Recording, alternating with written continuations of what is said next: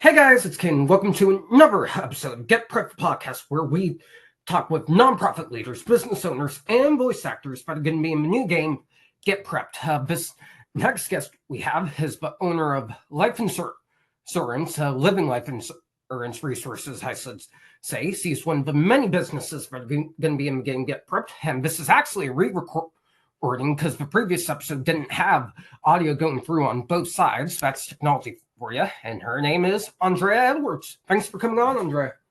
Oh, well, thank you for having me, Caden. All right. My first question for you is what inspired you to start your business and what was your aha moment? Um, I wasn't really inspired to start this business. It was started by necessity. Um, my husband and I owned our own separate businesses pre-COVID, and pre-COVID, they were doing very well, our businesses. But who knew that COVID would last so long? Who knew that it would be 3 years into it? So we needed work. We needed money. Bills didn't stop. I looked for something similar to what I was doing previously. I owned my own estate sale hosting company. My husband owned a logistics company and we had our own box truck. Um, didn't work out. So I started looking for anything. And this company reached out and said, hey, we'll pay for licensing, we'll pay for, training, everything. Just come aboard. And they hired me. Um, that first company initially, I did not like. I was a captive agent with them. And then I found where I am now. Um, and I started Living Life Resources on the Wealth Wave platform, where we help people, truly, truly help people to get their finances together. Yeah, that's amazing. I know a lot of college students within my generation that could use that financial help. My next question for you is what is the story behind your business name, Living Life Resources? Well, the story behind the name is it's what we need to live life. Money is it makes the world go round. It truly does. And not everybody has access to the same resources in order to know how to make their money work for them versus them working for their money. So living life resources, we have all sorts of resources for anyone needing to get their finances in order, whether it be um, universal life insurance policies, term life policies, annuities, whether they need some help planning for retirement, whether they need help with mortgage expenses, final expenses, even wills and trust. We do it all. We have all of the resources that one might need to navigate this world in finance. Yeah, that's amazing. I have a bit of a financial question for you while we're on this topic. For college students, should they focus on paying down their student loan debt now so they can live their lives sooner, or should they wait a bit and play it by ear? Because that's what I'm working on personally.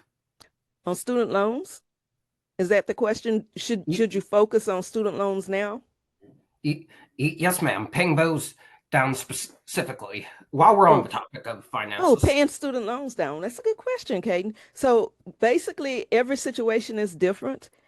We there is no that's the thing about finance. It's not a one solution fits all. So we do recommend that you do work on your debt as often and as quickly as possible, whatever that debt may be. We use methods called snowballing effect, and you start with the highest interest rate. So it depends on it revolves around what your other debts are, what your other obligations are financially. And so we do a comprehensive financial needs analysis that will tell us for each individual, for each family, what they need to work on first.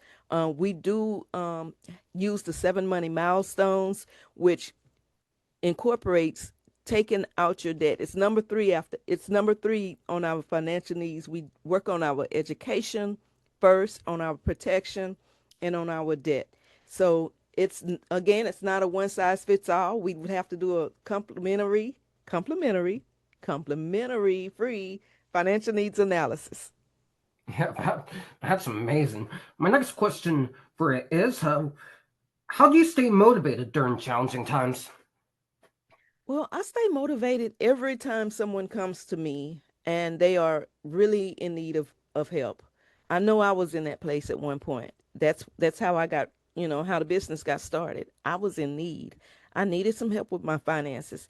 Even though we were making good money before, it's all about managing your money. It's all about learning how to use your money. It's all about those simple concepts that aren't taught in high school, you know, that we need and everyone needs. So when people come to me and they're hurting, when people come to me and they just don't know what to do, they're lost.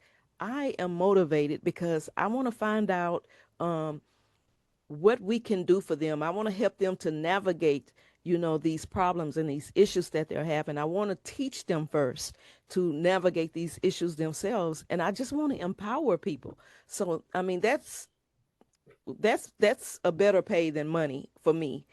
Being able to help people, and that's where my heart is. Yeah, that's amazing, and I absolutely agree that financial classes need to be taught probably as soon as elementary school. If you ask me, it's a Absolutely, very important skill to absolutely. have in this country, especially nowadays. Just this morning, I was watching the news, and they said a backyard barbecue now is going to be $103 for 10 people. So having that financial skills now, ooh, especially in elementary school for the younger generation, could be very useful. Um, my next question for you is: outside of work, what's a hobby or passion that keeps you balanced and inspired? Outside of work, great. Outside of work, I love, I am a Christian and I love teaching the Bible. I love to help people sort of find their spiritual need. The Bible talks about the person that realizes their spiritual need is happy. So people are so not happy these days, and you could say rightfully so, because look at what's going on in our world today. Everything. I mean, from homelessness, from illnesses, from diseases, from injustices. All of these things are happening, and I can sit down with a person and show them the message in the Bible, which is a message of hope, a message of a brand new, a whole different life in the future for us. That is my hobby. That's my passion. That's truly what I do everything for. And I respect that. I'm a Catholic myself, and I love going to church every Sunday.